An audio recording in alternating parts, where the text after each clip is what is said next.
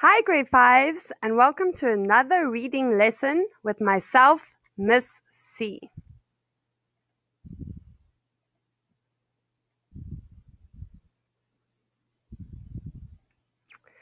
All right, today we will be learning about reading, and we're going to be looking at the habits of making good connections with Miss C. So today we are learning to make connections between things that we have read and things that we already know. And we're going to be putting them together. You should remember this picture from our lesson last week. It's about what good readers do. So in today's lesson, we're just going to be looking at the yellow one here on the side, making connections. So what is making connections? In real life, when you meet someone, you look for things you have in common and how you are the same. When you meet your classmates for the first time, you will look for classmates and become friends with people that have the same interests, like the same things as you do. This also happens when you choose a book. You look for a book about things you already know, or with characters you can understand. If you liked Harry Potter number 1, you would read Harry Potter number 2. So, making connections is all about taking things you have read and making connections with things in your life. When readers do make connections, they usually relate to one of 3 things. 1. Another story. 2. An experience they had before. 3. Something from life. Now, the fancy reading workshop names for these things are 1. Text to text. So from one story to another story. 2. Text to self.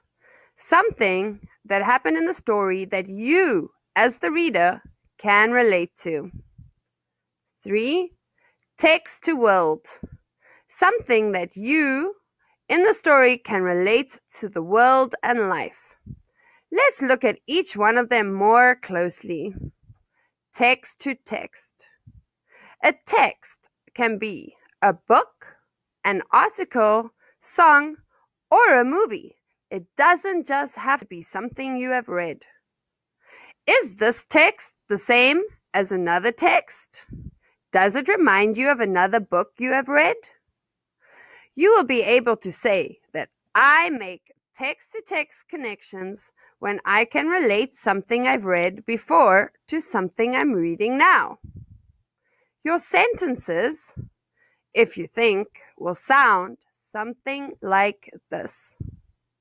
This reminds me of because. I can connect this to because.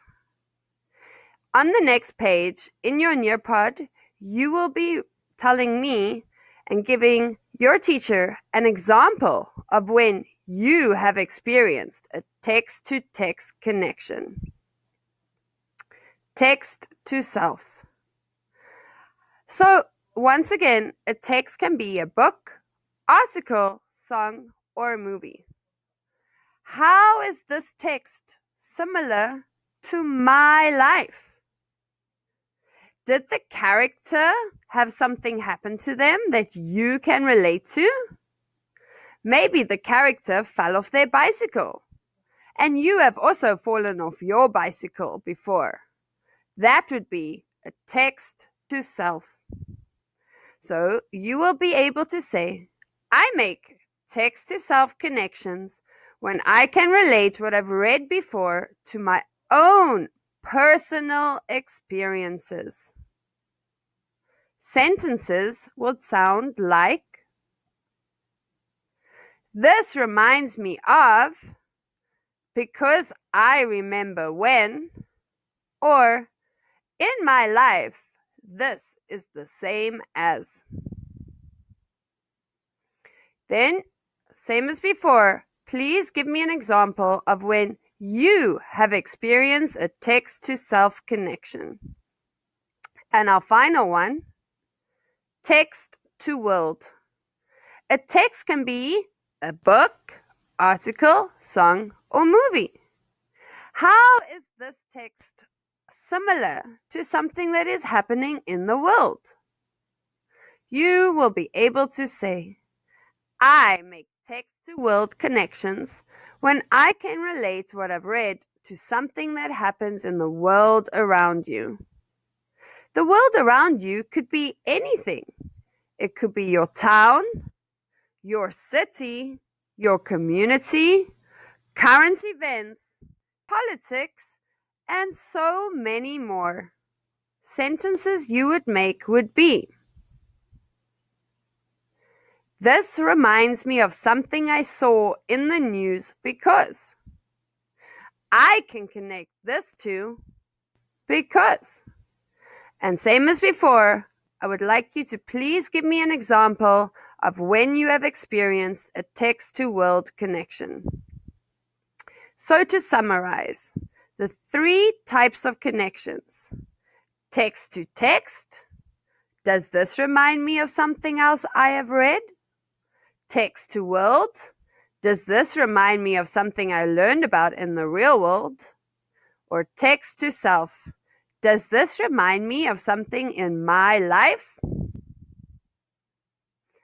Okay, grade 5s, I hope you enjoyed your reading lesson with Miss C. I am sending you good vibes, and I hope everyone is doing well. Goodbye.